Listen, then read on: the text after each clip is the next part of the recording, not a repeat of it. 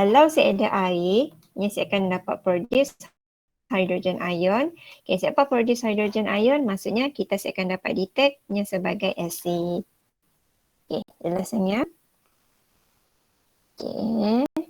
Pasal yang taknya cerita bila molekul contohnya kat sini hidrogen klorida yang larutkan dalam air yang akan produce H+ dengan Cl negatif. So untuk simple kita faham. Okay, tapi hakikatnya sebenarnya si menghasilkan H+ ion. Okay, sebenarnya yang terhasil adalah hydroxonium ion. Okay, kita dah cerita pasal hydroxonium ion minggu lepas kan?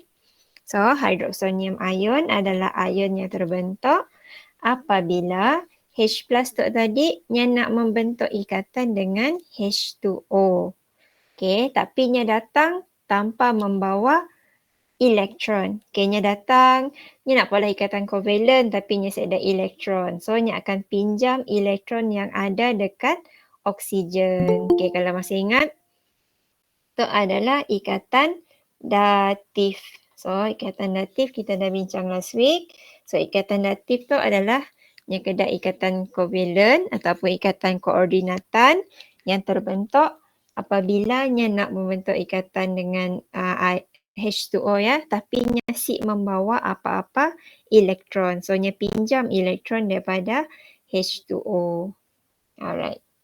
Okay, so adalah ion hydroxonium. Kita dah bincang last week. Okay, satu lagi point yang kita mesti ingat pasal asid adalah kebesan asid. So, in English adalah basicity of acid.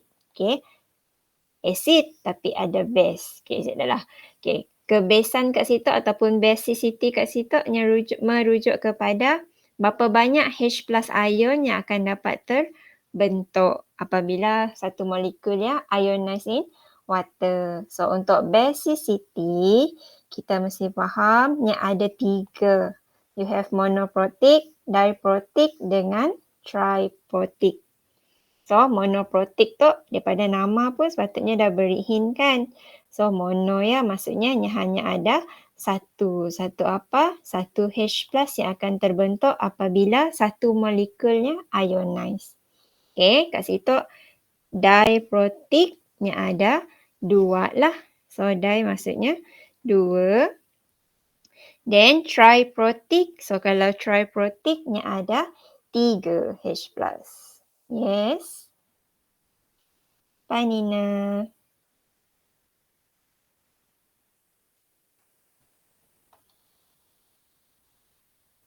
Oh, boleh rekod sih. Rasanya dah rekod tak?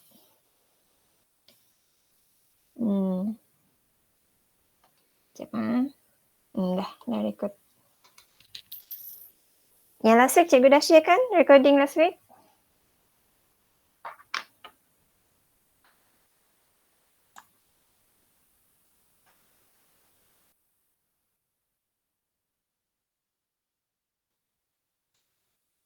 Okay. Alright. Okay, kita teruskan. Oh, lupa cikgu tadi. Tak on dah hafal kat contoh-contoh asid? Okay, untuk senang awak untuk chapter tu, bukan untuk chapter tu lah, untuk keseluruhan chemistry sebenarnya, kalau boleh awak hafal 3 asid yang biasa kita guna. So, 3 asid yang biasa kita guna biasanya adalah we have HCl, awak ada HNO3, satu lagi yang paling biasa kita guna adalah H2SO4. Okay, so 3 tu adalah asid yang kita paling selalu pakai lah. Okay, selainnya memang ada satu lagi yang CH3COOH. So yang tu adalah asid etanoik. So awak pun dah belajar dalam carbon compound. Okay, tapi yang berbeza sikit dengan tiga yang satu kumpulan tu. Because 3 tu adalah strong acid. Okay, acid kuat. Okay, ethanoic acid adalah acid lemah. So, weak acid. So, ethanoic acid tu sebenarnya nyegeng dengan phosphoric acid. Phosphoric acid pun sebenarnya adalah weak acid. Okay. So, boleh So, we have monoprotic, diprotic dengan triprotic acid. Okay, kalau tadi HNO3, so HNO3 masuk sini. Oh, nak cikgu cancel ni. So, So HNO3 agak-agaknya apa? Mono kah, di kah, tri?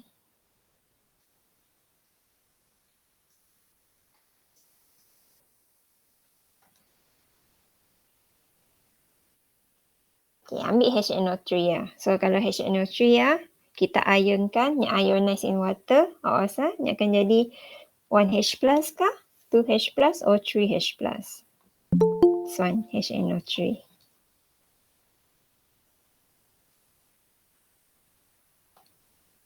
Mono. Okay, betul. So, satu je lah. Okay, sebab kelak ni akan ionize jadi H plus dengan NO3 negatif. So, maksudnya H plus ni kat situ sikit je. Okay, boleh. Okay. Yang di tadi contohnya macam tu lah. Acid sulfuric. So, H2SO4. So, bila ionize akan dapat H plus, H plus. Okay. Maksudnya ada H2 bah. And another one, kita akan dapat SO42 negatif. So, dua tu menunjukkan bahawa ada dua H plus untuk satu molekulnya. Okay, jelasnya. Kita teruskan. Okay, tadi dah cerita pasal asid. Now cerita pasal alkali. So, apa benda alkali? Tu alkali ke? Okay, alkali. So, alkali adalah base. Nampak? Tajuk alkali tapi ni cerita pasal base dulu. So, base. What is base? Base adalah chemical, bahan kimia yang bertindak balas dengan asid menghasilkan garam dan air sahaja. Okay, so anything yang react dengan asid, awak dapat garam dan air, ia adalah base. Walaupun cikgu sebut anything nak, sebenarnya banyak pun. Yang hanya ada sama ada oksida logam atau hidroksida logam. So oksida logam tu contohnya, ini tu lah kita dah paling biasa guna magnesium oxide. So magnesium oxide adalah oksida logam. Okay, mesti ada oksida logam.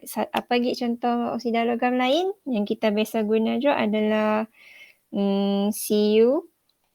Selalu jumpa CuO kan? Okay, CuO pun adalah oksida logam. Maksudnya depannya logam, belakangnya oksigen. Okay, oksida. Okay, hidroksida logam. Okay, logam hidroksida tu biasa lagi dah selalu kita jumpa. Okay, awak paling biasa guna NaOH, right? Okay, satu lagi awak biasa juga guna adalah KOH. So, tu adalah two example of hydroxide metal. Okay, tapi ada banyak lain lagi lah. Okay, so if dua bahan tu tadi, logam oksida atau hidroksida logam, react dengan acid and produce garam dan air, maksudnya ia adalah base.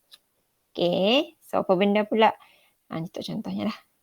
Okay, kalau ia base, apalah pula alkali? So, alkali specifically adalah base yang larut dalam air. Okay, ni maksudnya contoh. Okay, macam mana dah? Okay, tadi kita tahu base adalah anything yang react dengan acid untuk dapatkan garam dan air. Tapi sebenarnya semua base adalah alkali. Maksudnya dalam satu base-nya, okay, let's say this is base state kan, ada banyak contoh base kat siap. Okay, hanya sebahagian saja base yang larut dalam air, soluble in water. So yang larut dalam air tu adalah alkali. Okay, macam belajar maths pula, set dengan subset. Okay, so alkali tu sebenarnya adalah base tapi nya boleh larut dalam air. Okay, boleh. Alright. Okay, Tok masih cerita pasal the role of water tadi lah. Okay, peranan air tadi. So let's say tadi kita ada alkalinya. Alkalinya adalah NaOH. So kat sini hanya pakai pellet. Pellet tu dalam bentuk pepejal lah. So pelletnya, kalau ambil pelletnya, kita terus test dengan kertas litmus kering, kita akan dapat apa-apa perubahan. Okay, but then kalau guna kertas litmus basah, okay, kertas litmus basah kan, basah. Kertas litmus lembab, okay, moist litmus paper yang akan tukar warna litmus paper. Okay, warna guna biru kan, nak guna merah. Kalau alkali. Saya ingat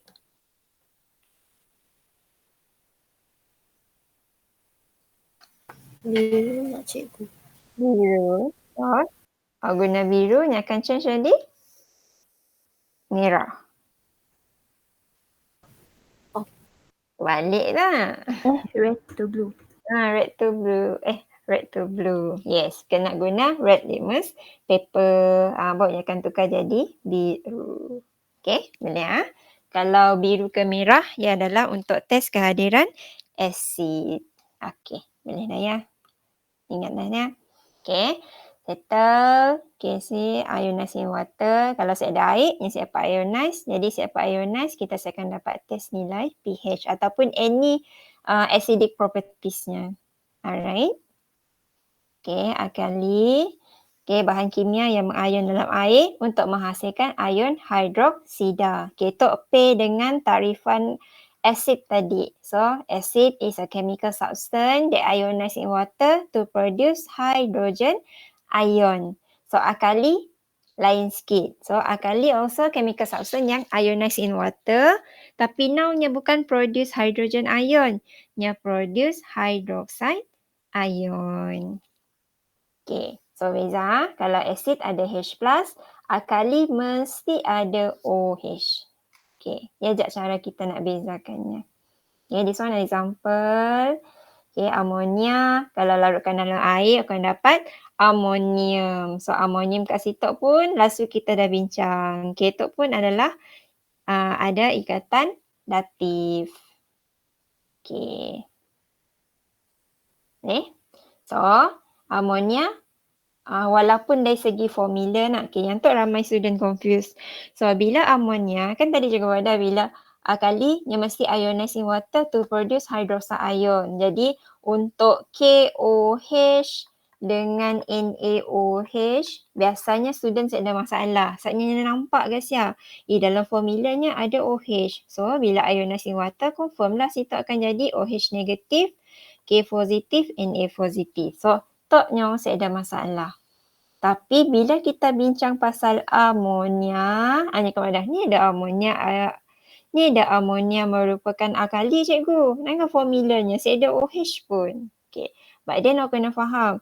So, bila amonia tu, awak larutkan dalam air, okay, actually, nya akan hasilkan hydroxide ion sebab tadi H+ daripada air yang membentuk ikatan datif dengan amonia. So, dapat amonium. Okay, at the same time, nya akan produce hydroxide ion. Okay, walaupun di dalam diri NH3 saya ada OH, tapi nya produce OH bilanya larut dalam air. Okay, jelas yang Jelas. Okay, good. Okay, teruskan . Okay, so kegunaan asid base akali tu cikgu rasa tahun dah lama dah tahu benda tu kan? Okay, boleh jawab pun. Alright. Okay, peranan air, this one is conclusionnya lah kot. Okay. Tu tadi yang kita bincang pasal kertas litmus. Okay, litmus paper guna yang biasanya mesti moist kan? Okay, kalau si moist pun mesti ujinya dalam solution. Barunya akan dapat tukar warna. Okay, kena sebab awak perlu ada air. Okay, kalau saya ada air, saya akan dapat produce, saya dapat checknya asid ataupun alkali. Okay, boleh. Teruskan. So, tadi litmus biru jadi merah untuk uji asid. Okay, this one litmus merah. Semua dah pernah guna. Okay, tok cerita yang sama, repeat pada lecture. Okay, nilai pH pula. Okay, nilai pH kita dah sangat-sangat familiar dengan nilai pH. So, dah pernah guna juga pH indicator nak. Okay, so pH indicator kita ada from 0 to 14. Yang tu pun semua dah tahu. Okay. Soalan pun cikgu rasa semua dah tahu. Betul? Okay, yang tu yang kita baru belajar lah. Okay, so apa benda nilai pH sebenarnya? So nilai pH tu kita guna untuk ukur kepekatan H+ ataupun satu lagi boleh ukur kepekatan hydroxide ion. Okay, maksudnya nilai pH-nya hanya akan dapat kita kira if ada H+. So, once H+ ada, saya dapat tentukan nilai pH-nya berapa. Okay, so simple dah punya formula. Guna negative log saja. Okay, negative log concentration H+. Okay, boleh? Okay, this one untuk dapatkan nilai pH. Okay, selain nilai pH, kita ada, okay, masih lagi example. Okay, kita ada pOH. Okay, pH dengan pOH. Kalau pH untuk detect kepekatan H+, pOH untuk awak cari berdasarkan kepekatan hydroxide ion. Okay. Dah. Okay, tak simple je tak.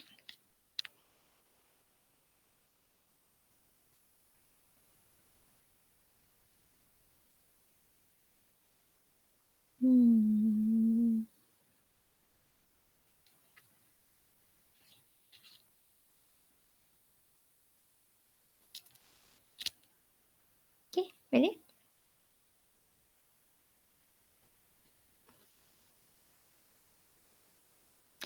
Alright. Okay, nilai pH yang berbeza tak semua faham kan? Kalau pH-nya 1, maksudnya yang adalah asid. Tapi kita belum masuk lagi nak asid kuat, right? So asid kuat maksudnya concentration of H+-nya sangat tinggi. Okay. Tapi kalaunya pH 14, pH 14 untuk alkali. So kalau pH 14 maksudnya kepekatan ion hidroksidanya sangat tinggi. Okay, boleh. pH, ada apa-apa yang Cik fahamkah pasal pH? Cikgu nampaknya very simple, takut orang nampaknya complicated. Okay. Okay, alright. Okay, senang je ya. Don't worry. Okay, next, ketok sama. Okay. Ingat tadi cikgu dah sebut asid kuat, asid kuat, asid lemah. Okay, so di situ lah bahagian tu lah sebenarnya. Okay, kekuatan asid dan alkali. So, asid actually ada dua jenis. So, kita ada asid kuat, kita ada asid lemah. Okay, apa benda asid kuat, asid lemah? Okay, kat situ pun takrifan, make sure hafal lah. So, asid kuat is an acid that ionize completely in water to produce high concentration of hydrogen ion. Okay, maksudnya bilanya ionize kelak 100% yang akan change kepada H+ ion. Okay, ya adalah yang tadi 3 contoh cikgu suruh tahu ingat kan? So, asid kuat yang kita ada yang mesti ingat is HCl, HNO3 dengan satu lagi adalah H2SO4. So, 3 tu adalah asid kuat. So, kita akan banyak gunanya. Okay. So, keywordnya ionize completely to produce high concentration of H+ ion. Okay. Diagramnya lah. Okay. So, selain asid kuat, kita ada asid lemah.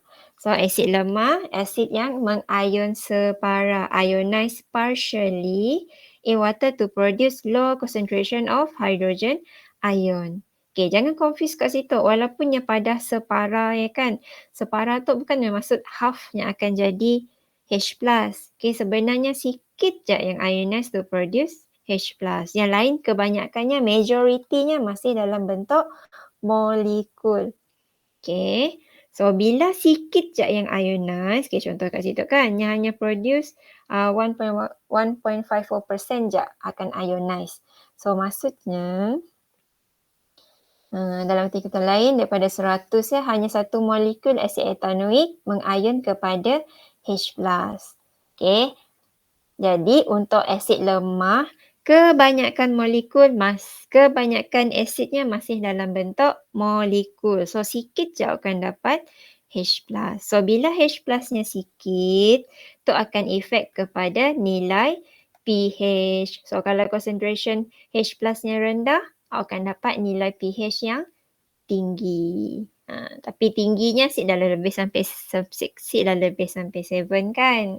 Asid kita tahu paling tinggi pun 6 saja. 7 dah neutral. Boleh? Okay, ya, untuk asid. Okay. Asid ada asid kuat, asid lemah, alkali pun sama juga. So, alkali pun we have strong alkali, weak alkali. So, takrifannya sama, cuma awak tukar OH negatif. Okay, kalau tadi strong acid is an acid that ionizes completely in water to produce high concentration of hydrogen ion. Alkali pula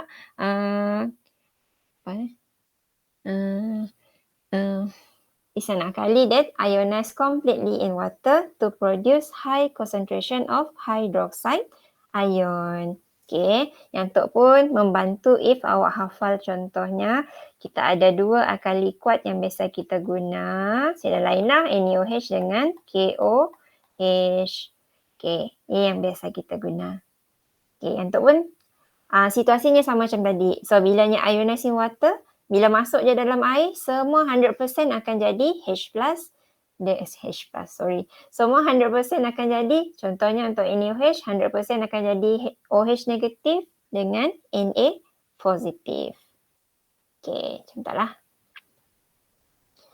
Okay, untuk weak alkali, okay, see, nya pun definition masih sama.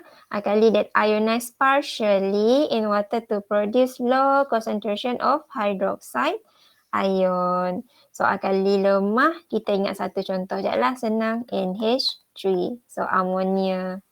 Okay, amonia adalah contoh alkali lemah. Okay, see, ceritanya pun sama. Out of 100, satu je yang ionize. Jadi, bilanya ionize sikitnya, maksudnya concentration of hydroxide ion awak adalah sangat-sangat rendah. Okay, so here kita akan dapat nilai POH yang kelak pun rendah. Okay. Tapi nilai pH-nya tinggi lah. So, beza. POH rendah tapi pH-nya tinggi.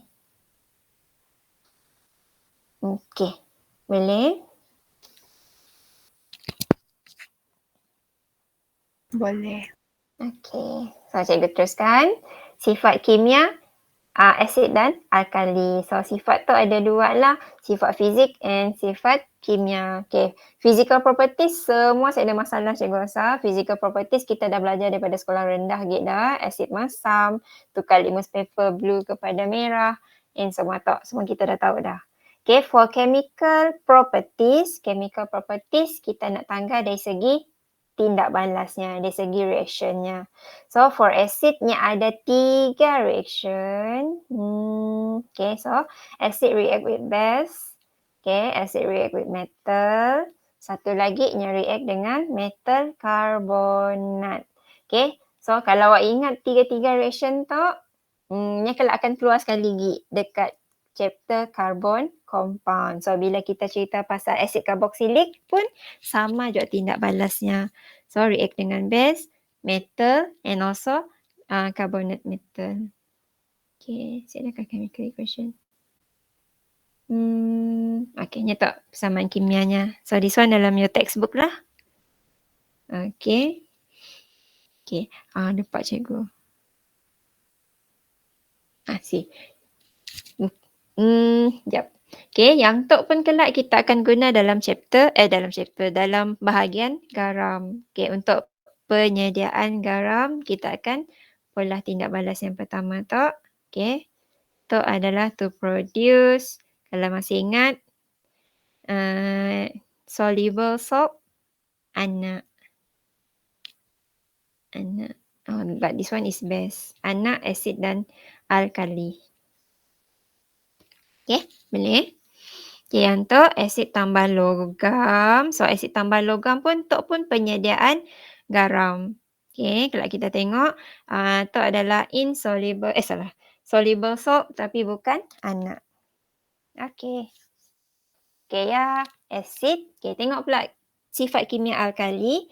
So, kalau sifat kimia asid ada 3, sifat kimia alkali pun ada 3 juga. So, yang first nya sama tadi, share lah. Acid react with alkali. Tadi acid react with base ataupun alkali. So, tu alkali react with acid. Okay. Satu lagi, nya bertindak balas dengan ammonium salt. Okay, garam, amonia. Okay. Last sekali, kita tinggal tindak balasnya dengan metal ion. Alright, so reactionnya tak. Okay, tindak balas pertama tak ada masalah, sama macam tadi. Cumanya situnya fokus dengan alkali lah.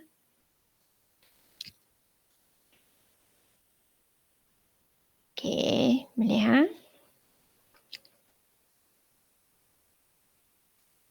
Okay. Dah masuk part yang paling best. Yes, dah paling best because yang ada kira-kira. So, kepekatan larutan aqueous. So, this one about concentration. Okay, kita ada dua kan, concentration dengan molarity. Okay. So, kalau kepekatan, kuantiti zat terlarut dalam satu unit isi padu larutan. Okay. Jap. Okay, ni ada dua. Okay, concentration dapat check dalam GDM ataupun mol DM. Okay, biasa kita memang jumpa mol DM kan. Tapi sebenarnya mol DM-nya pun boleh tukar kepada GDM. Okay, macam ni mau tukar, simple je. This one je. Okay, bagi je dengan molar mass. Okay, sebenarnya kat situ walaupun nampak macam complicated nak. Actually awak nak tukar daripada mass kepada mol. So mass kepada mol kan awak dah tera nak tukar kan. Okay, boleh. Okay, so ya pengiraan yang pertama. Okay, contohlah. So here dia give kepekatan. Maksudnya minta salah. Awak nak kira kepekatan.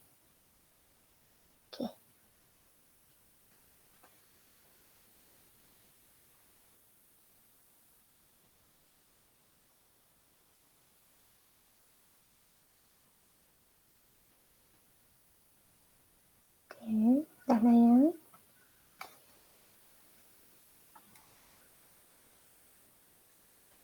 Next. Okay, larutan piawai. Sempat buat larutan piawai tahun lepas? Okay, apa benda larutan Apa dalam English? Standard solution. Standard solution yang kita kena prepare guna volumetric flask. Alamak, saya ada gambar lah pula. Ada sikit tahu apalah ha. Okay, volumetric flask tu macam tu, nya panjang. Set dah. Ngolah sisa je. Okay, so pasti aku nak tutupnya atas tu. Set dah. Cikgu rasa pun set dah. So ujian amali ni saya tanya tau. Tapi cikgu sempat lah pelahnya pun tak. Okay, so untuk standard solution nya adalah solution yang kita dah tahu nya punya concentration. Kenapa kita tahu nya punya concentration? Sebab volumetric flask tu nya punya volume adalah fix. Maksudnya kalau awak nak prepare 100 cm pun acid, kena pakai yang saiz 100 cm padunya dah banyak-banyak saiz. Okay, ni bukan macam bika boleh isi separuh ke, boleh isi suku. Sebab untuk volumetric flask tu, ni ada satu je tanda senggatan. Okay, ia je yang menunjukkan isi padunya 100. Okay, katakanlah nak polah 50. Saya nak isi setengah je lah. Siap pat. Kalau nak guna 50, maksudnya aku nak cari volumetric flask yang lebih kecil lah. Okay. Ya. Okay, so untuk bahagian tu, okay, kena kita dapat kira dengan tepat. Sebab tu, in order to prepare nya punya acid ataupun alkali tadi, awak kena kira nya punya concentration. And then awak kena kira berapa gram sebenarnya bahan yang awak nak guna untuk larutkan. Okay, contoh. Let's see. Cik ada contoh. Okay, cikgu contoh situ je lah.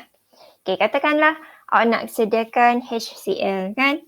So, HCl semok 200 cm padu. Concentrationnya adalah, let's say kita guna 5 mol. DM -3. Okay, jadi Untuk prepare acid tu, aku nak guna volumetric flux yang 200 cm padu. Okay. So, kita akan tambahnya pepejalan hidrogen klorida ya dengan air. Tapi sebelumnya aku nak tahu dulu berapa banyak hidrogen klorida yang kita perlu guna. Jadi dekat situ kita akan biasa guna formula N. Aku nak cari bilangan molnya dulu. Sebab daripada bilangan mol, kita akan dapatkan berapa massnya. Okay. So, NMV per 1000 macam biasa. So, M molarity 5 darab 200 bahagi 1000. So, berapa number of molnya? 5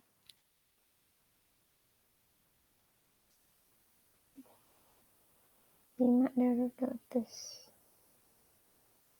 1. Okay, 1 mol je. Okay. So, 1 mol tu kita kena tukarnya kepada mass. Sebab nak guna berapa jisimnya tadi kan. So, mass HCl. Kelak kita akan dapat 36.5 lah gram. Okay, yang tu lah yang kita akan timbang. Okay, so bila awak timbang, awak akan masukkan dalam beaker kecil, larutkannya. Okay, dah larutkan, you akan transfer to here. Okay, transfer kat sini sikit je kan. And then awak akan top up dengan air. Pasal, goncang. Dapatlah awak standard solution for hydrochloric acid untuk 5 mol DM-3 sebanyak 200. Okay. So, yang this one sebenarnya masa form 5 nya seat berapa banyak ditanyalah. Tapi kelak dia masuk dekat U, dah masuk dekat matrix, akan kena sediakan solutionnya sendiri. Okay, jadi macam ni nak sediakan? Itulah caranya. Okay. Kalau dekat sekolah, tak ada masalah. Sebab pembantu mamal dah sediakan larutan siap-siap dengan kepekatan yang awak perlu. So, tinggal nak guna je kan. Okay, tapi bila masuk dekat U, masuk dekat matrix, nyebik je serbuk ya. Pasal kena dapat kelalang apa volumetric flux sendiri. Pasal ciklah sendiri dah ada kat mamal lah. And then you have to prepare on your own. Berapa banyak concentration of acid yang awak nak pakai. Okay, best. Ya, best. Okay, boleh? Kita Boleh. Okay. Yang tu cikgu pernah ada sikit kejadian dekat U dulu. Memang kena sediakan NaOH pun concentration solution. Okay, gunalah pellet dia tadi. Tapi pelletnya kan yang mudah bertindak balas dengan air, yang menyerap air. Jadi tadi yang melekat-lekat antara satu sama lain. So, bila nak keluarkan tadi, adalah kawan cikgu nyagi tumbuk lah, cocok lah NaOH-nya. Pasal terpelantin kena matanya. Kena matanya kambuh semua orang. So, kena basuh mata. Dah lah NaOH. Pekat yang masih pure kan. Kena lagi dengan mata. Mata kan ada air. So, mau hati-hatilah gunanya kelak. Okay. So, yang tadi pasal standard solution. Okay, now dilution. Dilution selalu dengar? Dilution? Selalu. Okay, so for dilution, ni ada formulanya. Dilution, dilute lah. Tambahlah airnya kan. Kita nak dapatkan larutan yang cair. Okay, so here formulanya this one. Okay, selalu dah jumpa formula tak? Okay, fizik pun ada formula this one. Cuma bezanya fizik guna M kecil, V kecil lah. Molarity dengan velocity nak. Okay, tapi kimia M besar, V besar. So M besar is molarity, V besar is volume. Okay, 1 dan 2 ya. 1 ya untuk yang pekat. 2 ya untuk yang dah cair. Okay, sial. Kalau ada contoh soalannya, awak try pula. Okay.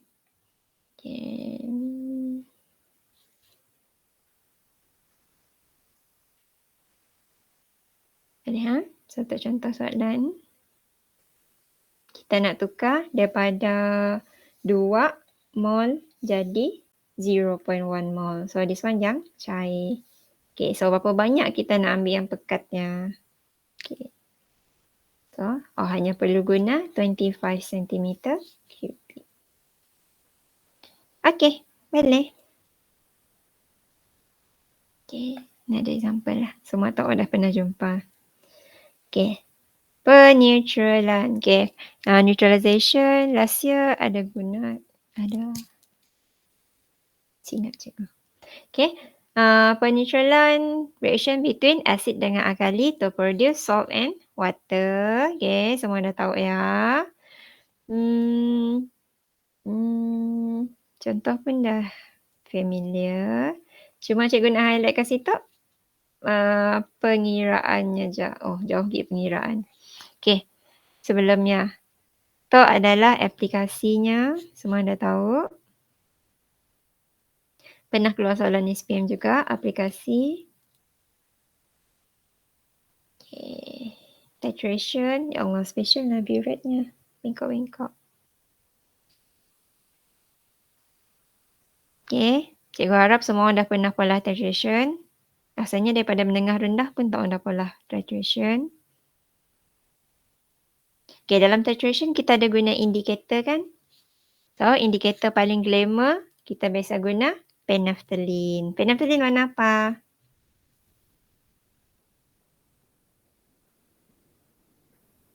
Ingat cik? Alah, hak cikgu buat WhatsApp message. Okay. Purple. Purple. Purple. Kayaknya nampak purple tapi kena answer purple. Kena answer pink. Pink. Pink. Okay, tapi rupanya nang purple lah. Pink bila dalam keadaan apa? Asid, alkali, neutral?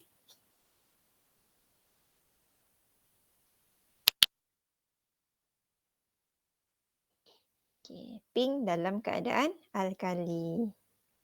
Okay, kalaunya neutral, nya sebenarnya colourless. Dalam asid pun nya adalah colourless. Okay, yang paling biasa kita gunalah phenolphthalein. Okay, but then kadang-kadang ada juga guna acid base indicator yang lain. Contohnya dia guna pH indicator. So kalau pH indicator, mak tangga juga lah. Kalau nya acidnya warna merah, nya alkalinya warna, cikgu lupa. So jangan guna. Kena jarang guna sebab untuknya neutral nya terlampau sekejap tak nampak. Jadi nya akan jadi confusing. Cikgu pernah guna sekali sebab phenolphthalein memang dah expired kot. Nyesik bertukar warna pun. Dah habis asid tambah dalamnya pun yang masih warna pink. So try lah guna pH indicator yang ada kat Makmal. Pun si dapat. Kecewa je. Ada situknya tunjuk. Okay, selain phenolphthalein, kita boleh guna metil jingga. Metil jingga English apa?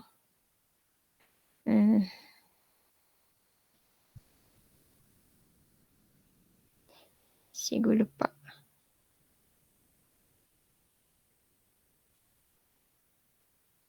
Orange metil. Orange metil lah. Maybe. Metil orange. Metil orange. Maybe. Okay, boleh? Okay. Settle pasal penunjuk tu lah, indikator tu lah. So, indikator tu mau take note nya punya colour. Okay, contohnya macam phenolphthalein tadi, walaupun nampaknya warna purple, kita boleh padanya purple-nya adalah pink. Alright? Okay, satu lagi soalan yang selalu student cikgu salah is bilanya tanya apakah perubahan warna phenolphthalein setelah mencapai takat akhir. Takat akhir tu adalah takat ataupun keadaan yang mananya dah jadi neutral. Okay, so semua akan jawab tidak berwarna. Sedangkan soalan tanya perubahan, changesnya. So perubahannya mesti jawab from pink to colourless. Nya faham dah benda yang akan jadi colourless tapi caranya jawabnya salah. Jadi hilanglah satu markahnya. Sayang. Okay. So, top formula yang cikgu paling suka. Finally nya dah masuk dalam syllabus. Okay, dah pernah guna formula tak? MAVA, MBBB, A per B. Okay. So, if pengiraan kita melibatkan penetralan, paling mudah kalau awak guna formula tak lah. Okay. So, A ya acid, B ya alkali. Okay. Cuma student cikgu susah untuk cari A dengan B. Memanglah kalau nya nak cari dengan A dengan B, syaratnya nya mesti polar chemical equation dulu. Semua ni saya ada chemical equation yang saya akan dapat nilai A dan B ya. So A tu actually number of mole untuk acid, B adalah number of mole untuk alkali daripada chemical equation. Okay, yang lainnya saya ada masalah. Okay. Right. Okay, kalau si ingat formula tu pun tak ada masalah. Masih boleh selesaikan soalannya tapi guna 4 langkah. Okay, 4 langkah yang macam kita dah bincang sebelum tu kan. So first you must have chemical equation. Lepas ya, tukar maklumat dalam soalan kepada mole.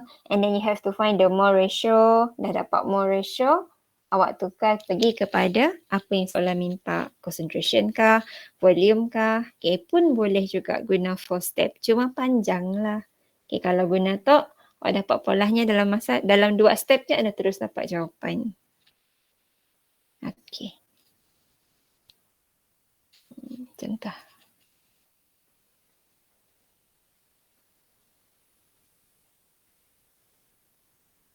Okay, pilih kita go through laju lah. Tak tahu dah pernah polas contoh tak pun. Kelak kita dalam soalan, kita akan polas betul-betul. This one. Okay, tak yang cikgu pada tadi, yang guna 4 langkah. Yang tadi kan guna 1 step aja, yang masuk dalam formula terus dapat jawapan. Okay, tapi katakanlah awak dah ingat dah formulanya. Okay, tak ada masalah. Awak polah cara biasa je. Cari persamaan kimia dulu. Lepas tu tukar apa benda maklumatnya kepada mol. Okay, dah dapat mol. Comparekannya. Dan last sekali tukar kepada apa soalan minta. Pun boleh. Tak ada masalah. Asalkan yang penting dapat jawapan. Okay, dah. Ya je pasal asid dan base. Garam minggu depan lah. Boleh ha? Okay. Okay. So ada apa-apa nak tanya setakatnya? Jelas? Jelas. Jelas. Jelas. Okay, wawak dengan suara hak. Aisyah ada jawab. Methyl orange. Okay. Jom. Kita tengok soalan lah. Cikgu tunjuk soalan lain dulu lah. Sekejap Sekejap ya. Tajuk asid dan base senang kan? Okay, senang kan? Menarik lah. Kalau asid rasanya senang pun yang menarik sebenarnya. Kejap.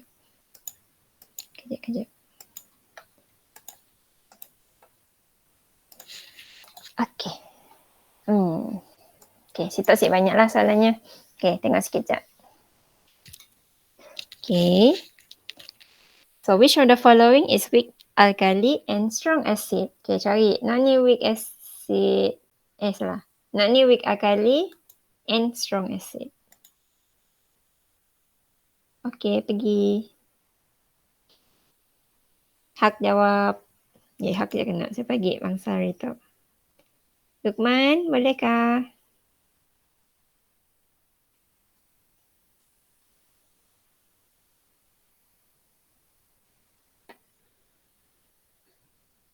Okay, tadi dah ingat nak? Apa asid lemah? Apa alkali lemah? Just line slow sikit. Okay, set faham. Kalau line slow macam ni awak nampak? Receive lambat kah?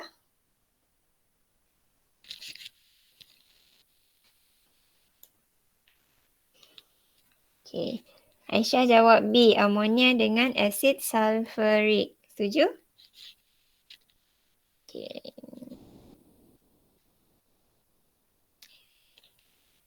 Betul lah. So, jawapannya amonia and acid sulfuric. Okay, kalau A, potassium hydroxide. Potassium hydroxide adalah strong alkali. Nitric acid, strong acid. So, dua-dua adalah strong. Okay, C, ammonia and acid ethanoic. Dua-dua adalah weak. Ammonia is weak alkali. Ethanoic acid adalah weak acid. Okay, D pun terbalik. So, D, sodium hydroxide is strong alkali. But then ethanoic acid adalah weak acid. Okay. Next, soalan 2. 2. Which of the following is best? Siapa best? Senang tak? Apa?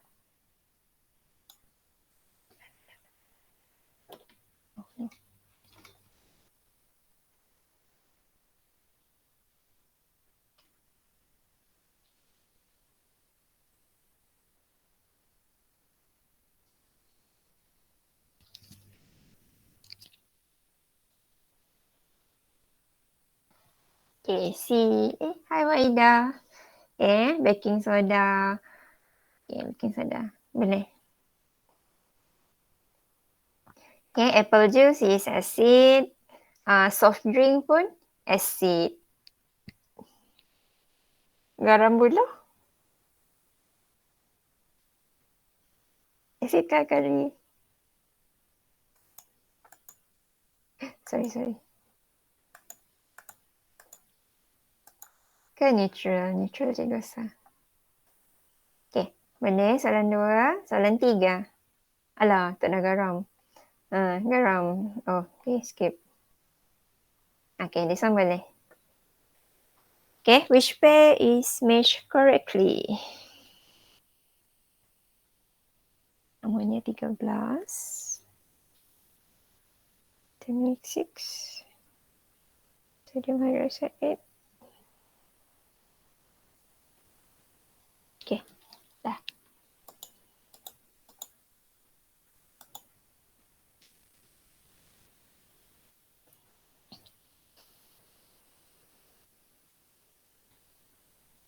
Hak? Oh, Hak. Jawab Hak. Si pandai. Hai, Belinda. Okay, so nilai pH ya, ni ada kaitan dengan asid kuat, asid lemah, strong acid, weak acid. Okay, so kita dah tahu nilai pH 0 sampai 6 adalah asid. Okay, 7 neutral, 8 sampai 14 adalah alkali. Okay, yang tahu kan? Okay, so kita fokus dengan asid dulu. So asid kuat, awak rasa pH-nya 1 kah? 1 kah 6? 1. Jadi, bolehlah kita ambil jawapannya A, Aisyah. Hydrochloric acid kan asid kuat. Asid kuat sepatutnya 1 lah nilai pH-nya.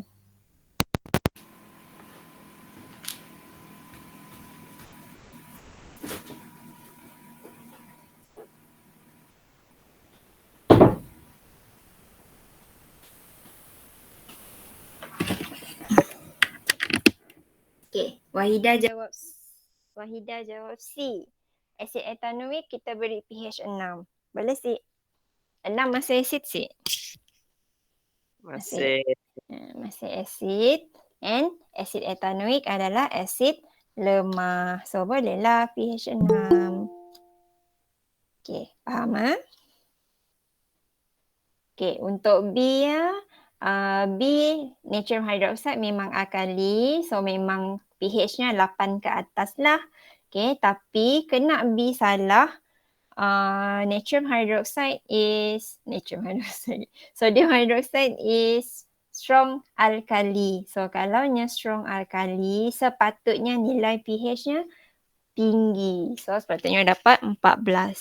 Kalau 8 tu, 8 adalah alkali lemah. So 8 lebih sesuai for ammonia. Okay, jelas tak soalan tak? Faham cikgu. Okay, good. Okay, teruskan ah. Okay. Antara berikut bahan manakah mempunyai nilai pH 5? 5. Okay.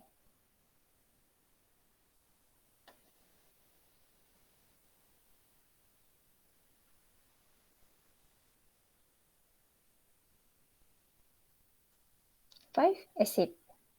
Weak acid kan?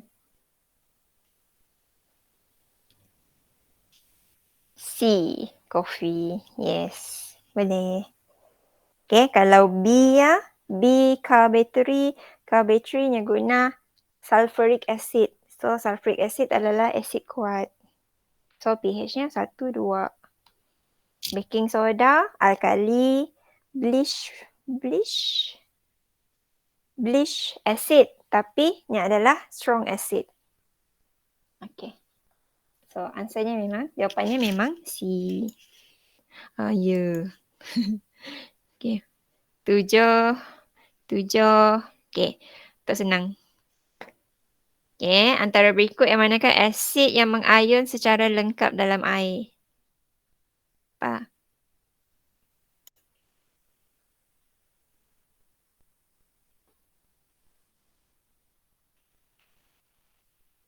Okay. A. Okay, of course lah. So, nitric acid.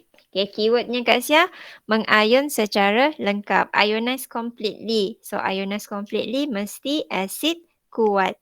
So, asid kuat yang ada Kak Sia hanyalah nitric acid. Yang lain tu sebenarnya adalah weak acid. Okay. Next, garam. Okay, this one. Antara pernyataan berikut yang manakah benar tentang asid? Asid lemah tidak menghakis. Asid lemah mengandungi ion hidroksida. Asid kuat mempunyai nilai pH yang tinggi. Asid kuat mengion sepenuhnya dalam air. Okay. Which one? Okay. D, obviously kan. So, asid kuat mengion sepenuhnya dalam air. Okay, A salah. Asid lemah tidak menghakis. Menghakis maksudnya. B of course salah. Asid kuat mempunyai nilai pH yang tinggi. No, asid kuat mempunyai nilai pH yang rendah. Okay. Okay. So, tahu orang tak? Kita dah bincang tadi. Yang manakah kaedah untuk menguji keakalian gas amonia? So, gas amonia. Macam mana nak test alkalinnya?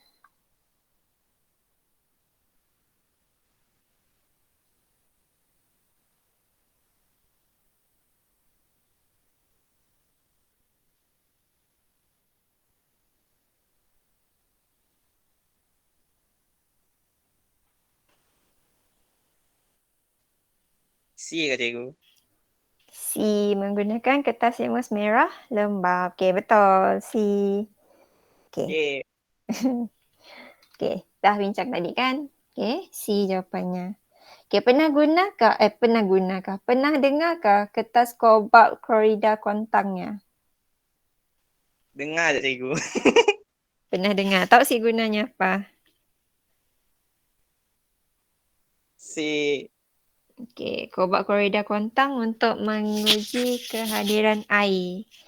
Okay. Oh, kita dah untuk extra informationnya lah. Okay, untuk menguji kehadiran air. Okay, next. Antara berikut yang manakah ciri gas hidrogen klorida yang membolehkan sifat keasidan dapat ditunjukkan? Ciri.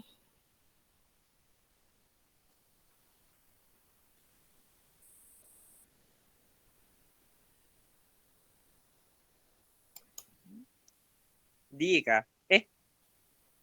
Larut dalam air. D.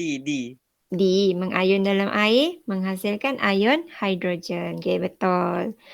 So, macam yang ionizing water je, tapi si ada hidrogen ion pun si dapat tunjukkan sifat keasidannya. Okay, ni mesti ada H+. Sebab ini adalah acid. Okay, betul. Alright. Okay, Aida tested sabun. Okay. 3 jawapan je.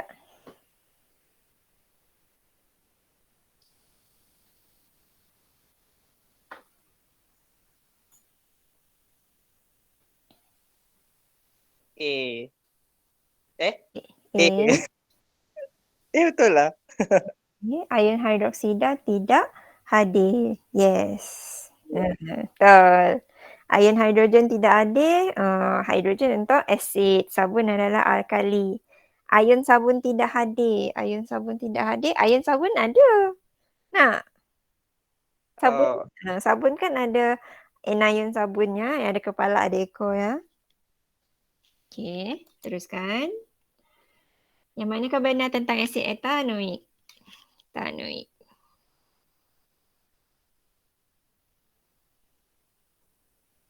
D kah?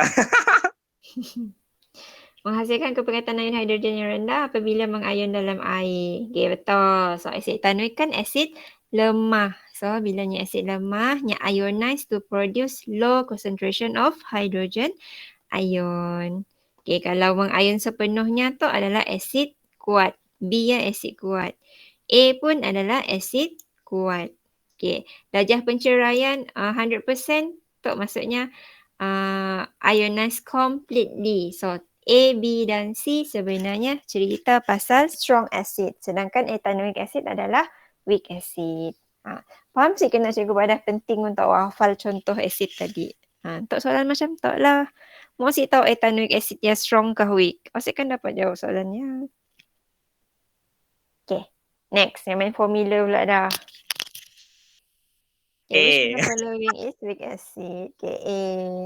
Okay, boleh Senang soalan tu. Okay, yang tu adalah soalan aplikasi pula. Okay, Amin disengat lebah di kebun bapanya. Antara berikut bahan manakah yang sesuai untuk mengurangkan kesakitan Amin? Okay, lebah. Kejap. Cikgu lupa dah. Lebah asid ke kalio? Kejap. C. Baking powder. B. Cuka. C. Kejap. Ni ada dua. Lebah dengan tebuan. Sikit asid, sikit akali. Jadi cikgu selalu confuse. Nak ni asid, nak ni akali. Tak ingat kah?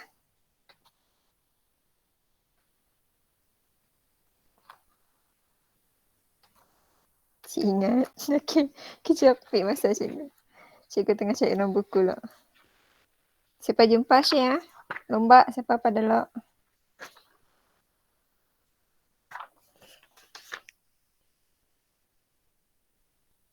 Lebah acid nak. Confirm? Confirm kah?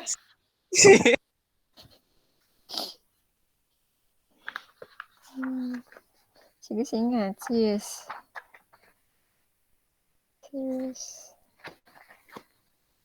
Mana dia?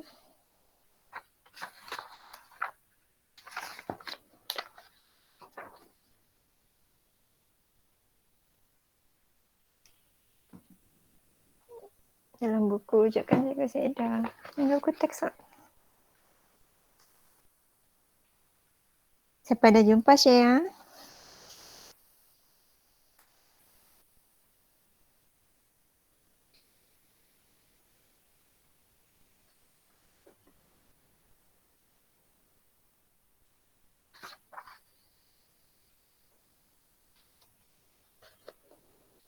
Bila dicari saya jumpa. Aduh, saya lupa.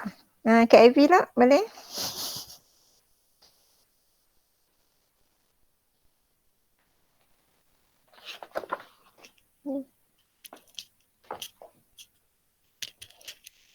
Lebah.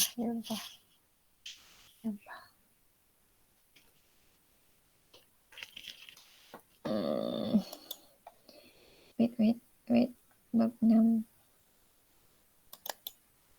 Siposati. Mak tak jawab jawapannya. Nombor 17. 17 is C. C. Baking soda. So maksudnya lebah adalah Akali. ni boleh akali dengan akali. Baking soda acid lah nak. Okay, jawab. Baking soda akali. Jawab acid. Jom. Kenapa cikgu ingat baking soda akali ya? Aduh. Ada.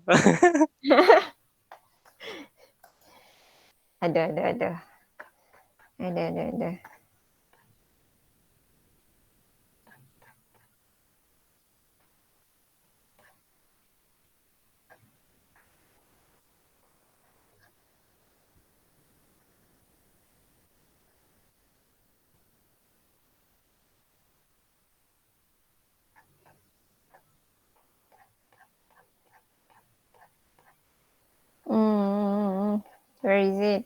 Oh, cari. Baking soda. Baking soda 9 sepatutnya. Salah. Salah. Soalan salah. Juga dah. Cikgu ingat baking soda. Kali bah. Jawapan salah. Aduh. Okay, salah pH. Biasalah. Soalan lah. Okay, ada yang perfect. Ya, saya lah. Okay, tanggal cuka makan pun cukanya weight pH 8. Salah kan? Cuka. Cik tahu. Okay, cuka ni si tahu. Ethanoic acid tahu? Tahu. Ethanoic acid lah cuka. Asyik. Oh. So ethanoic acid sepatutnya 6. 2 tu terbalik tak? Okay, sepatutnya cuka 6. Baking powder 8. Main soalan tu. Soalan salah. Okay. Faham So kalau kena lebah kita neutralkan guna baking powder. Kalau kena penyengat neutralkan guna cuka. Okay, 18 garam, skip. Okay, tak boleh. 19. Molekul HX mengayon dalam air. Sebahagian kecil molekul HX bercerai membentuk ion H+. Antara berikut apakah sifat HX? Asid lemah. Asid lemah. Okay, senanglah. So, nilai padahnya adalah asid and the acid dan nilai asid. Yang madah membentuk ion H+. Okay, so kita dah tahu ni asid.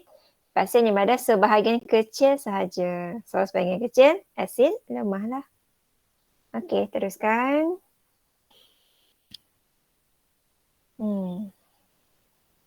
Okay, this one boleh kira. Okay, berapakah bilangan mol ion hidrogen dalam 250 cm padu asid sulfurik 2.0 mol. Okay, macam ni awak kira. Guna formula apa?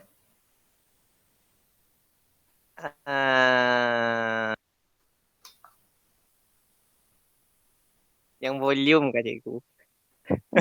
Volume. Oh, laju dah Aisyah. Guna volume.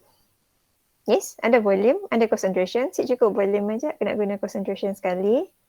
2. Ingat. Okay, Aisyah jawab C. Okay, Aisyah jawab C sebabnya pakai formula N sama dengan MV per 1000. Betul kan? So, N adalah number of mole. Okay, ni nak cari bilangan mole.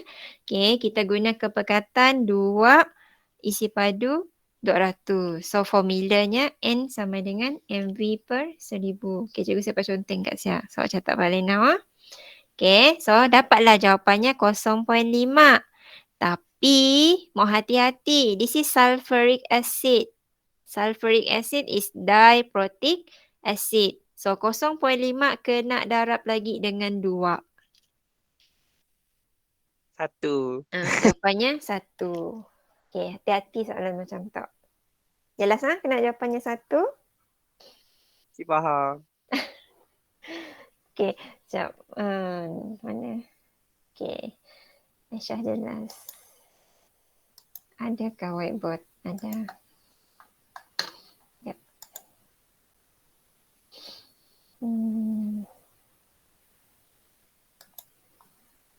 Okay.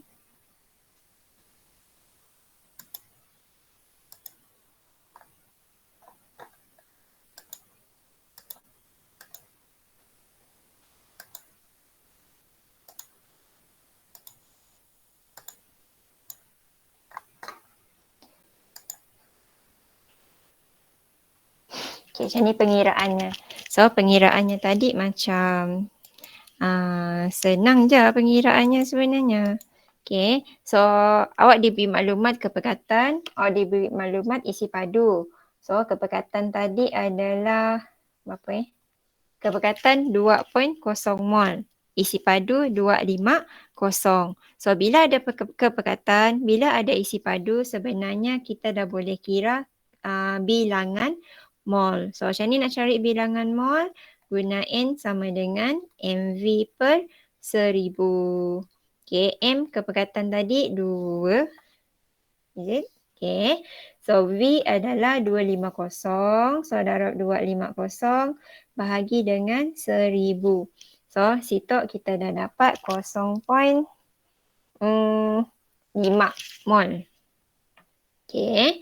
Tapi tok sebenarnya bilangan mol untuk asid ya keseluruhannya. Okay. So dalam asidnya tadi adalah H2SO4. So awak nak cari kepekatan H plus sahaja. Okay. Jadi untuk kepekatan H plusnya ya sebenarnya 0.5 ya awak kena darab lagi dengan 2. Okay, kena darab 2 sebab ion H plusnya ada 2. Okay, macam ni kita nak tahunya 2. This is diprotic acid. That's it. Faham. Okay, katakanlah cikgu tukar. Asid dia cikgu beri triprotic acid H3PO4. So nak darab dengan berapa? 3. Darab dengan 3. Okay, boleh. Ya je lah. Senang kan? Okay, sambung. Sambung. Ada yang okey ya? Si faham tanya terus ha?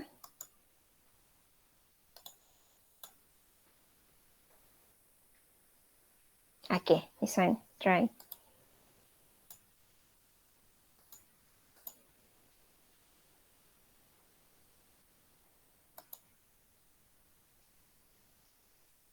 X gram natrium klorida dilarutkan ke dalam 300 cm padu air suling menghasilkan 0.05 mol larutan natrium klorida. Berapakah X? Apakah X?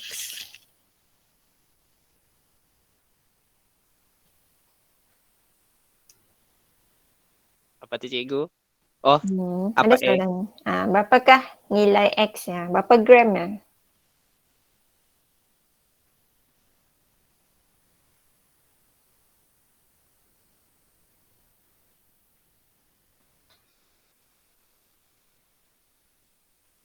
Okay.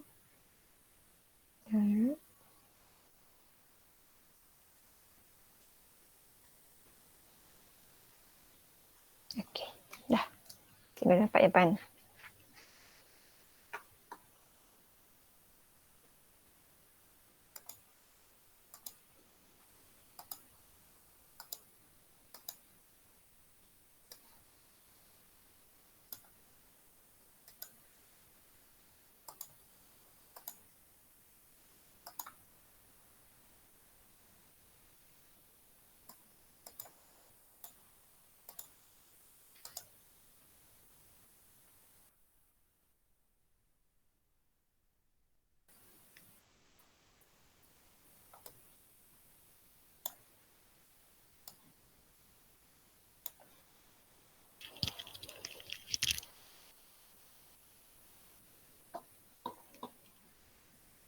Tahu macam ni Mak Syari? Ingat. Okay, so cikgu beri hint lah. First, cari mol. Okay. Cari mol guna formula yang sama macam tadi. N sama dengan MV per 1000. Okay. Dah dapat mol ya. Molnya tukarkan kepada GSIM. Sebab kita nak dapatkan mol natrium klorida. Okay, dah. Hintnya dah jelasnya.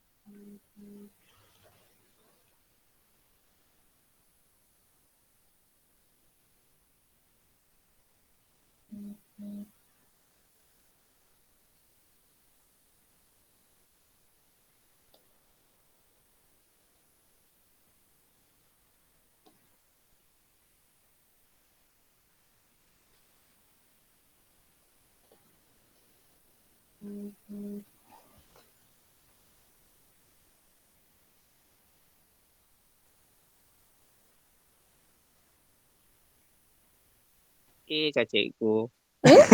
A, no.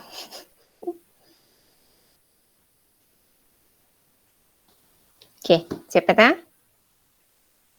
Cande. Mau cikgu tolong? Mak. Okay. Aisyah ke? Aisyah dapat B. Yes, jawapannya B. Okay, betul. So, macam ni cara nak kira. Okay, kiranya macam tu. Lompat-lompat ha. Siapa lah ha. Salah. Bukan sniping tu. Sekejap. Okay. So, soalannya untuk tadi. Okay, untuk soalannya. Okay, cikgu dah pada tadi. Yang punya first step adalah awak cari bilangan mol. So, bilangan mol kita guna formula N MV per 1000. Okay, so N MV per 1000. So, M adalah kepekatan. Concentrationnya taklah, yang dah beri dah 0.05 mol di M negative 3. So, this is M. Okay, isi padunya 300 cm padu. So, kita nak dapatkan berapa bilangan mol larutannya. Jadi, masuk dalam nilai. So, 300 M 0.005 darab V 300. So, divide by 1000 akan dapat 0. Berapa? Kan kalkulator.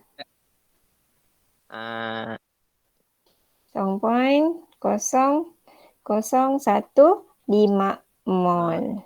Lambat. Okay, boleh. Okay. So, tu adalah mol untuk NaCl. Okay, sedangkan awak nak cari jawapannya dalam gram. So, mol tukarkan kepada gram lah.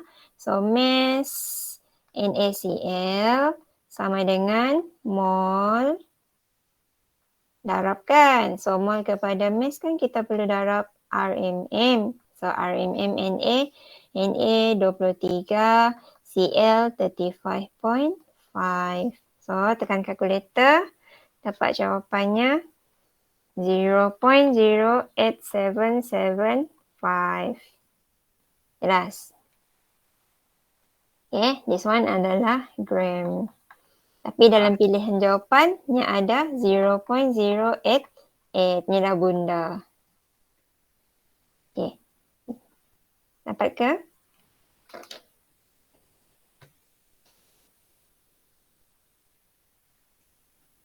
Boleh, Hak? Boleh. Lemah ya boleh. Ha? Okay. Teruskanlah. Ha? Yeah. Syah ke kah? Wahidah ke?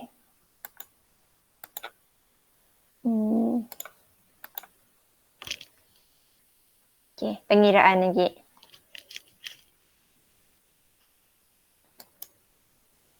Okay, serbuk zinc berlebihan ditindakbalaskan dengan 100 cm padu asid hidroklorik 0.1 mol.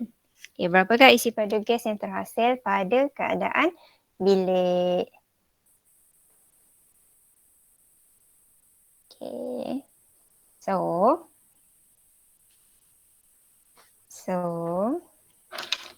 soalan tu selesaikan guna 4 langkah.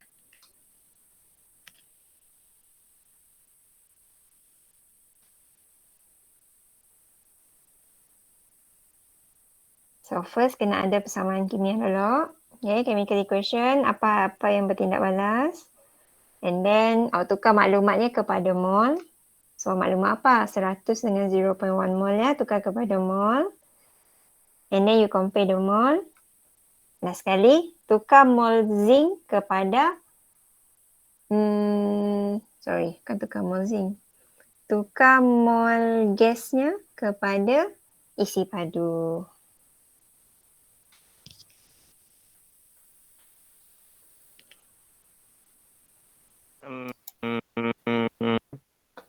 Okay. Lepas ni Paling-paling pun pola chemical equation dah lah. Dapat si persamaan kimia.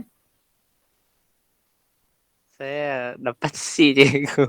Oh, dapat C. Dapat jawapan dah. Okay. Is it C? Kan. Jawapannya B.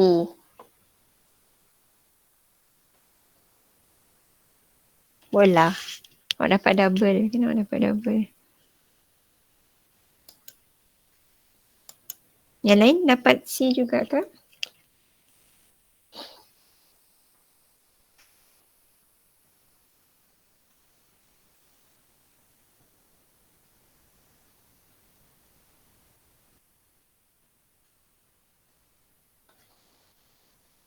Sekejap, cikgu kira lah.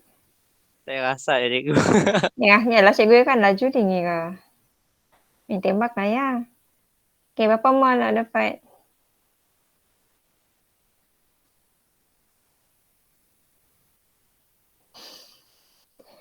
Apa mal dapat pun saya dapat. Maksudnya ni saya kira lah ya. Bagi 2. Okay, darab 24.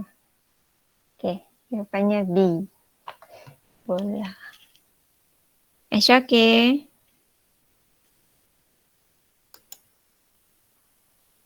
Nina, Amira, Waida, Lukman, Shavita.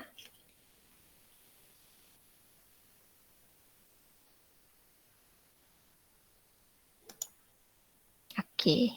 Okay, boleh ha. Perlu tunjuk si. Perlu bincang si. B.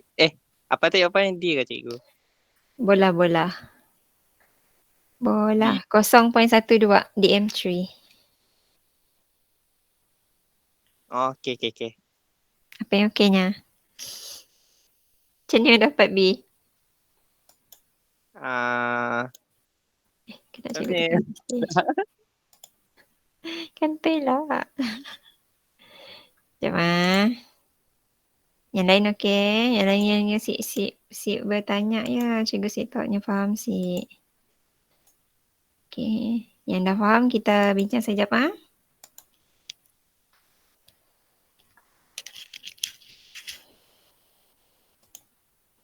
Okey.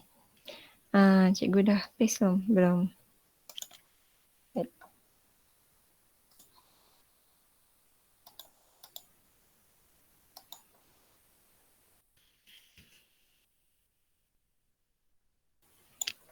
Okay, untuk soalannya. So, kita ada sebut zinc berlebihan. Alright. Okay, cikgu pada selesaikan guna 4 langkah. So, untuk 4 langkah, cari persamaan kimianya dulu. So, persamaan kimia. So, here kita tahu zinc bertindak balas dengan asid hidroklorik. So, persamaan kimianya mestilah Zn tambah HCl. Okay, so Zn tambah HCl will produce apa? Okay, ZnCl2 lah kan. Okay, Toknya akan ambil Cl-nya. So, become ZnCl2. Okay, kena 2 sebab Zn2 plus Cl negative 1. So, awak silang. So, Zn jadi 1, Cl become 2. Okay, selain ZnCl2, nya mesti ada H. So, si boleh awak buang H-nya. So, nya akan produce H. Tapi H si boleh single. H mesti sebagai H2. Okay. Dah dapat dah bahan dan hasilnya. Seterusnya, seimbangkan persamaan. So, seimbangkan. Awak ada zinc 1, Cl1, Cl2. So, jadikan Cl tu sebagai 2. So, Cl akan jadi 2. H pun dah jadi 2. So, kita dah ada persamaan kimia yang seimbang. Okay, jelas Okay, seterusnya. Sebut zinc berlebihan ditindakbalaskan dengan ambil maklumat dalam soalan. So, maklumat dalam soalan awak ada asid hidroklorik 100 cm padu, concentration 0.1 mol DM negative 3. Okay, so zinc cik tahu sebab zincnya guna secara ekses. So, munnya secara ekses awak dah boleh abaikan zinc. So, mustahil awak akan dapat kira zinc. Okay, Fasya yang tanya what is the volume of gas produced. So gas produced kita kena pilih lah antara zinc chlorida dengan H2 siapa gas. Okay, siapa, of course lah ketara tu adalah dia punya gas. So zinc chloride sebenarnya akan dapat dalam bentuk solutionnya. Okay, aqueous solutionnya. Okay, jadi Tok dah tadi langkah pertama, dah dapat chemical equation. So step number 2, tukar maklumat tu kepada mol. So kita nak dapatkan mol HCl. So pakai MV per 1000. Jadi M-nya 0.1, V-nya 100. Bahagikan 1000. So you akan dapat berapa? 0.01 mol. Okay. So dah siap dah langkah kedua. Tapi langkah ketiga you kena apalah? Ratio. Ngasih. So from equation kita ada 2 mol HCl akan dapat 1 mol H2. So if HCl awak sebenarnya hanya 0.01 mol, jadi hidrogen awak pun kita akan dapat divide by 2 dah nak. Separuh lah 0.005 mol H2. Okay. Tapi soalan si minta mol. Soalan minta volume. So step yang terakhir tukar daripada mol tu kepada volumenya. So volume H2 sama dengan 0.005 mol darab dengan room condition. So room condition is 24. So 24. Then dapatlah jawapan akhirnya 0.12 dm3. Okay, jelas kah?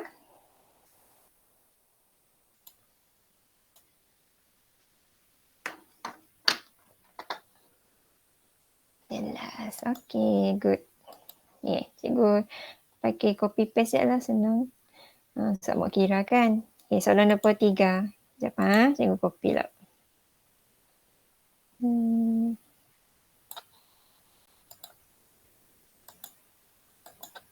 Okay, cuba satu gig pengiraan.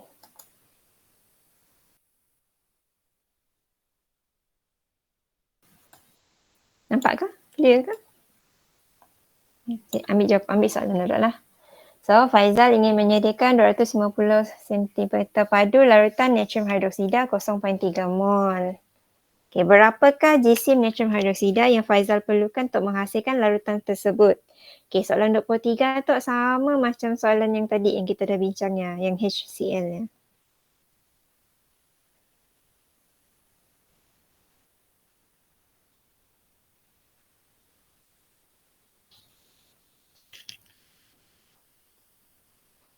Okay, untuk 2 langkah je. Cari mol. Dah dapat mol, tukar kepada jisim. Ya je.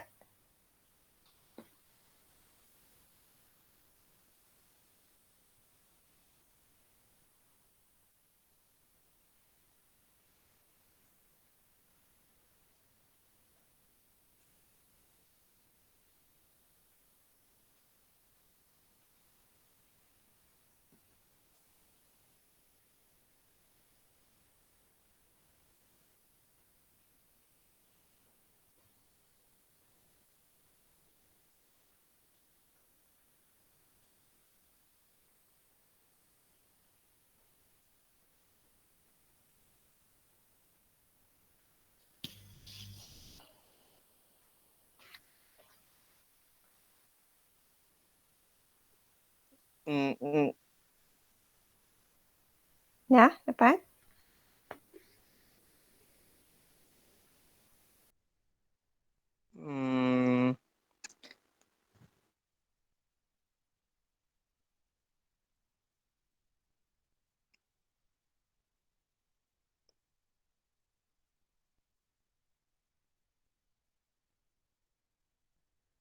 Cikgunya 0.025 dah 40 lah nak cikgu.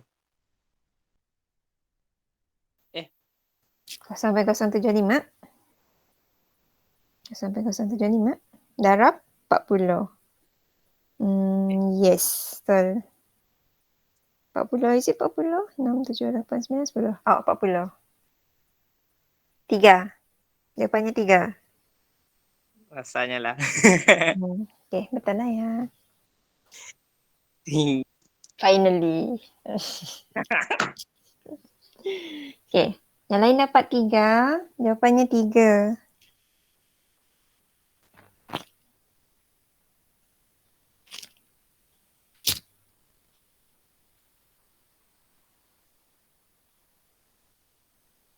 Ke masih berusaha?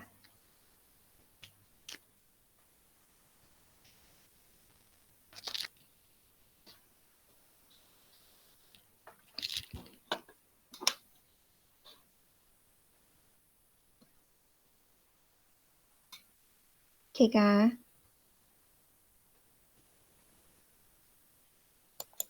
Separuh okey. Dah start lah ya. Okay, bolehlah. Cikgu tulis siap lah. Isyah okey tak cikgu? Soalan yang sama. Okay, so cari mol. Mol siapa? Mol NaOH.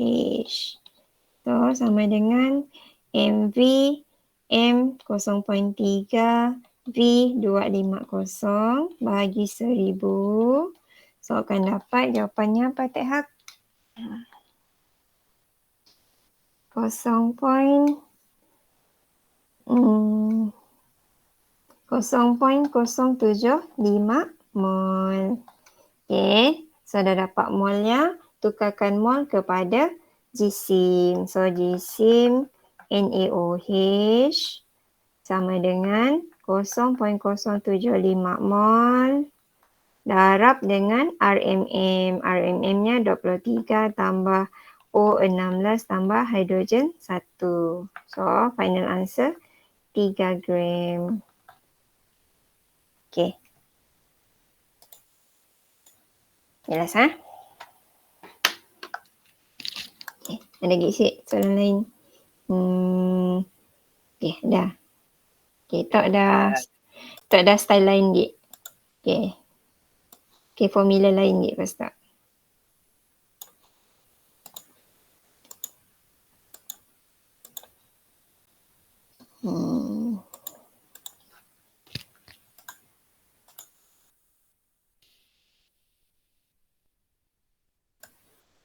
Okay. Hanya seminit. Okay, so now awak dah ada persamaan.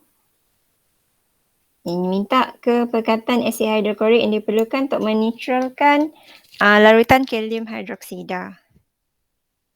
Okay, so this one kita dah pakai penetralan pun formula. Masih ingat formula penetralan? Si. Okay, cikgu share lah.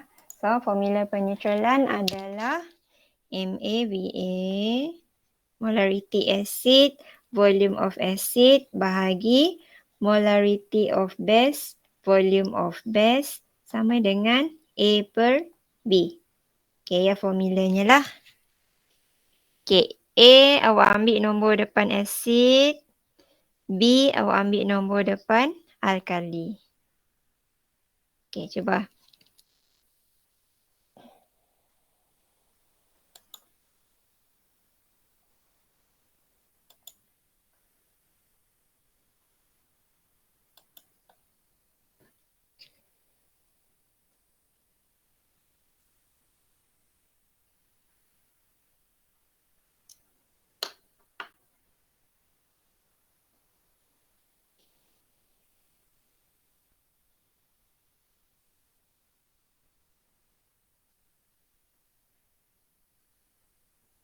Satu persatu lah cikgu.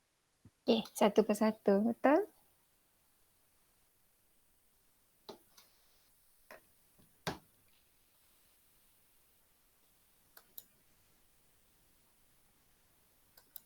Lepas siapa cikgu? MA berapa? Okay, pasal cari maklumat dalam soalannya, cari ada siknya beri kepekatan asid. Cik dah, soalan minta awak cari kepekatan kan? Tapi ni ada beri 25 cm tu. 25 cm tu adalah apa? Isi padu nak. Isi padu siapa? Asid. Acid. So this is Va.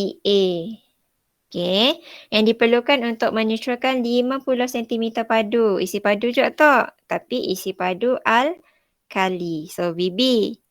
Okay. Oh, Yang tu adalah 1 mol. 1 mol adalah kepekatan, molarity. Siapa pun best.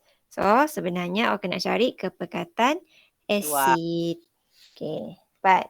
2. Okay. Masuk nilai je sebenarnya. Terus dapat jawapan. Okay. Confident dah? setengah. Sekejap. Soalannya bentuk sama ke? Cik dah. Yang lain okey. Hilang dah tak? Okay, soalan bentuk lain sikit boleh? Persamaan tindak balas antara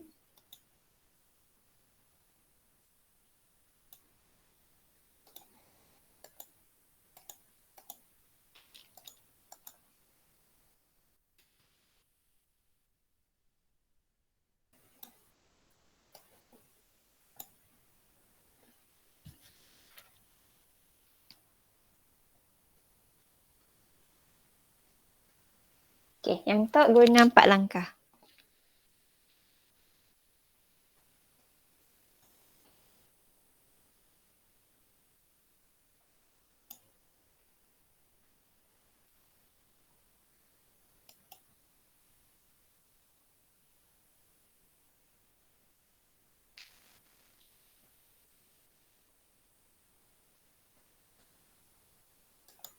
Tapi awak dah ada persamaan kimia nak. So senang sikit lah.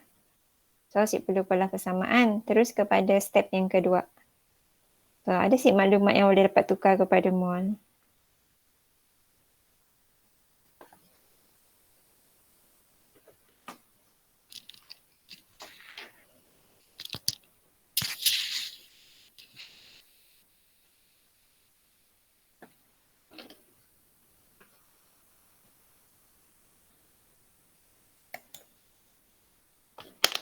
Sorry.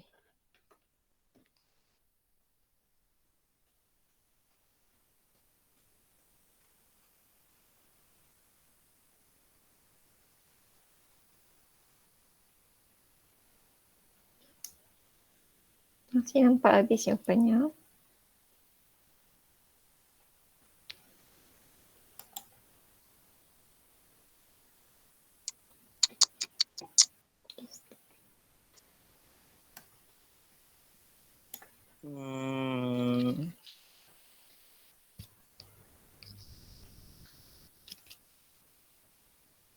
Mana cikgu? Cikgu tanyanya. Orang lain? Syah? Okay, cepatlah. So kita cubalah. Okay, so cikgu ada 4 langkah kan? So 4 langkah persamaan kimia dah ada. Okay, yang kedua tukar maklumat kepada mol. So maklumat yang awak ada ialah 50 cm padu, concentration 2.0 mol. Okay, jadi first kita kena tukar kepada mol. Bukan D jawapannya Syah. Okay, tukar kepada mol. So molnya, mol siapa tu? Zinc oksida berlebihan bertindak balas dengan asid nitrik. So cari dulu mol asid nitrik. So mol HNO3 sama dengan guna MV per 1000, M2V50 bahagi 1000. Pak Sik, berapa? 0.1. 0.1. Kejap. Alright, 0.1. So kita ada 0.1 mol. Okay, lepasnya kena bandingkan mol, dapat mol ratio-nya. So awak ada 0.1 mol HNO3 kita kena cari berapakah GC maksimum zinc nitrate. So kena cari berapa gram zinc nitrate. So kita compare dua tu lah. So awak ada 2 mol HNO3 dengan 1 mol ZnNO3. Okay, faham tak kena compare dua tu? Faham kan? Okay, tapi from your calculation tadi, bilangan mol asid hanyalah 0.1 mol. So kalau kita ada 0.1 mol HNO3, rasa-rasanya zinc nitrate berapa mol? 0.05. Okay, 0.05 mol zinc nitrate. Okay, so dah ada mol zinc nitrate, dah boleh tukarkan kepada GSIM. So, GSIM ZnNO3 tu sama dengan 0.05 darab ke bagi?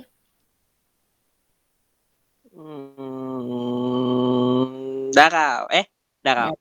Okay, darab RMM-nya zinc 65 tambah 2 darab nitrogen 14, 3 darab oksigen 16. Okay, settle. Kasih jawapannya.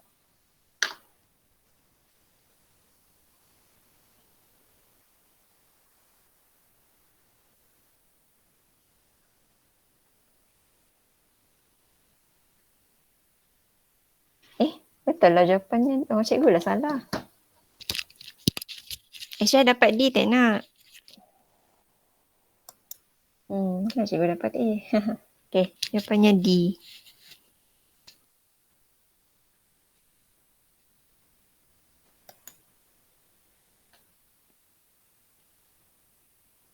Dapat hak? Dapat. Okay.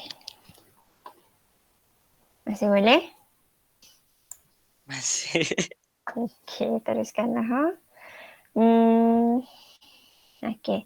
So, kita guna soalan pencairan git. Dilution git. Okay.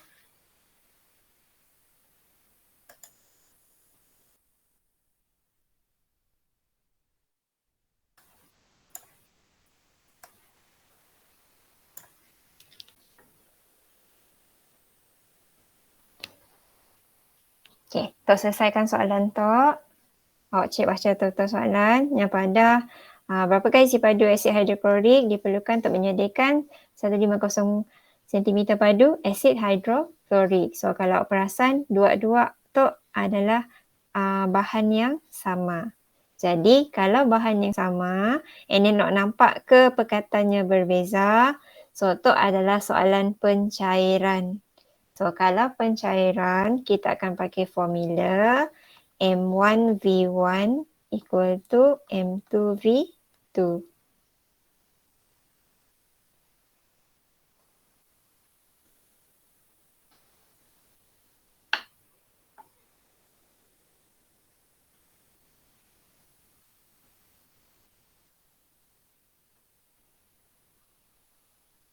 Okay.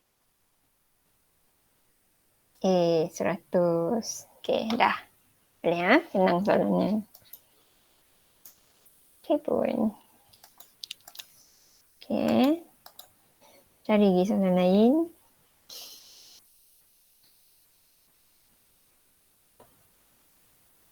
Okay. Okay, tak ada berbelit sikit. Sikit je.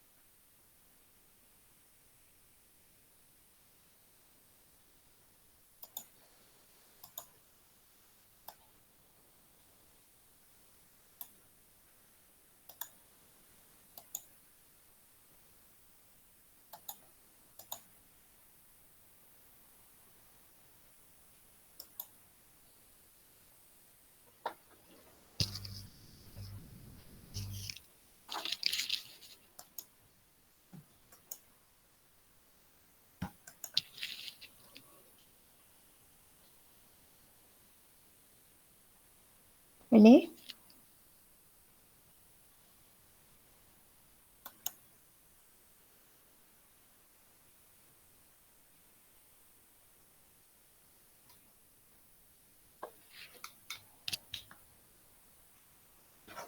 Hmm.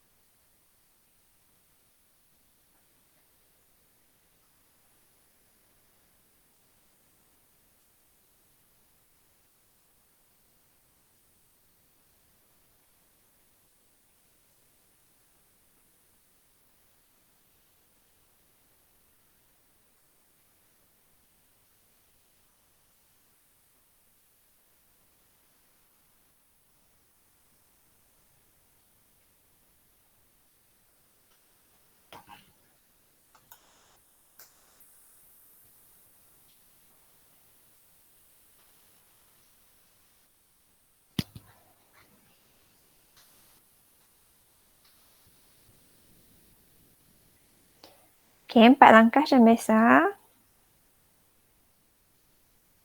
Cuma hati-hati kehendak soalannya. Dia minta apa?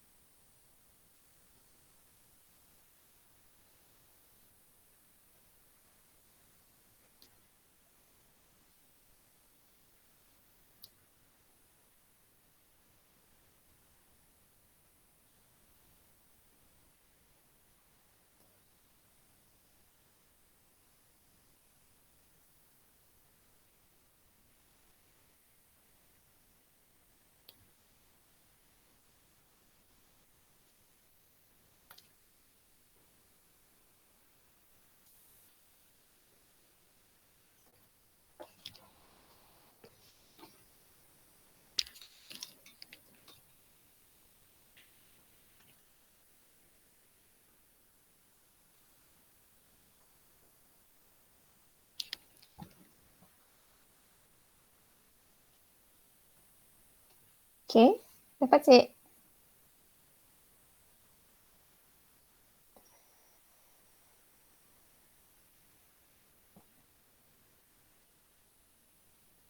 Hmm.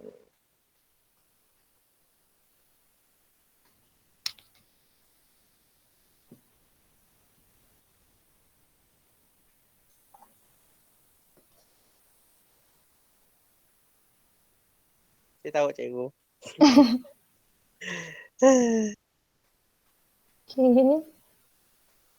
Okay. Alright. Okay, jom. Cuba sama-sama. Okay, so kita dah ada persamaan kimia. Okay, tindak balas antara 30 cm pada asid nitrik concentration dengan 2 gram kalsium karbonat. So, soalan minta berapa mass kalsium karbonat yang tinggal. Okay, balance-nya lah lepas habis reaction. So, yang Tok Pola Dudi, jadi guna maklumat yang ada Tok, tukarkan kepada mol. Okay, satu lagi, kalau perasan si Toknya padang kalsium karbonatnya ada balance kan. So, maksudnya 2 gram tu excess. Jadi, kita perlu kira number of mole untuk kalsium karbonat. Awak hanya perlu kira number of mole untuk asid nitrik. So, mol asid nitrik sama dengan, okay, macam tadi jugalah, guna MV per 1000. So, M awak 0.5, V 30 bahagi 1000. So, dapat berapa? 0.015. 0.015 sama sikit. Okay, sama.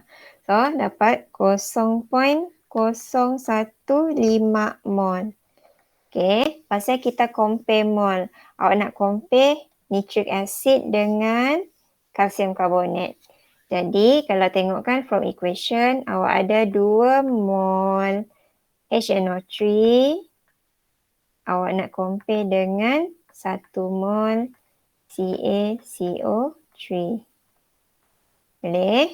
So, masuk nilai mol tadi, you have 0.015 mol.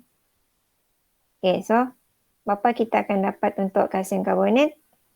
0.075. Okay, 0. 0.075 mol. Betul. This one is for kalsium karbonat. Okay, tapi belum habis. Kita nak tukarkan kepada mass dulu. So, kita nak cari mass tadi kan. So, jisim CaCO3 sama dengan 0.0075. 0.0075. 0.0075 darab dengan RMM-nya. So, kalsium 40, karbon 12, oksigen 3 darab 16. Okay, so akan dapat jawapan 0. Apa?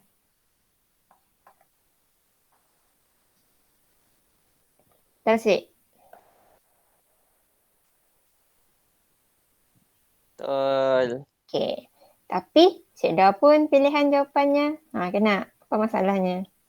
Yang bukan baki akhir kah? Okay, dia minta baki akhir. So, baki akhir maksudnya awak ambil jisim yang awal tadi, tolaklah dengan jisim yang diguna dalam eksperimen. So, 2 tolak 0.75. B. Dapatlah jawapannya B. Faham. Okay, boleh. Cikgu. Sampai sini tak? Terima kasih 0.75. Asyik baca benar-benar soalan. Okay. Alright, so ya je untuk hari tu. Thank you semua join kelas hari tu. Faham ah?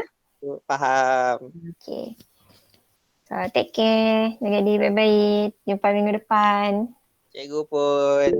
Okay. Bye. Thank you Syafika. Bos minum air cikgu. Ada standby tu kalau minum je. Okay. Bye Lukman. Okay, bye. Good night. Cikgu. Aida, Aisyah, Nina. Okay. Take care.